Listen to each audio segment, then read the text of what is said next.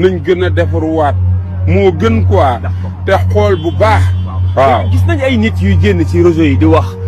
naan lii moo ko daloon lii moo ko nekkoon yooyu est-ce que c'est le moment ñu koy wax ay lii moo nekkoon feebaram ak yooyu noonu ki fi jógee ku baax la jigéen bu sell la est-ce que jar nañ ñuy nekk ci réseau yi di wax naan lii moo ko daloon ak lii moo tax mu génn àdduna.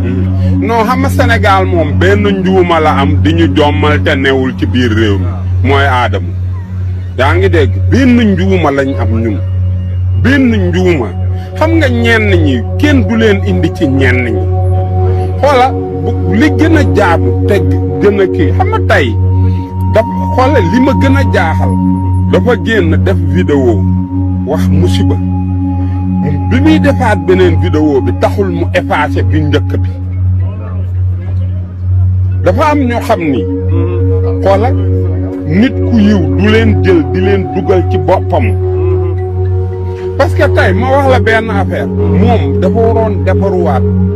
ki ëpp problème moo doon wax noonu mooy Adamo xam nga ban problème la am problème mu gis yaayam xoole yow sa yaay jur la sonn ci yow nga jël sa nga bokk ci askanu nit nga jël sa askan dugal ko ci askanu kaña xam nga askanu kaña mooy lan foo génn ñu ne dóoral foo génn rek ñu ne dóoral fu mu dem ñu duma ko lu mu wax ñu ne du noonu mais ndax loolu war nañ ko def waxal rek tey jii yow imaginel xale nga ku la paasaloon nga dem ba Europe di nga tal leneen lu dul loolu mais tey jii xoola lépp loo xam ci lu ñaaw nga wax lépp loo xam ci lu rafet nga nëbb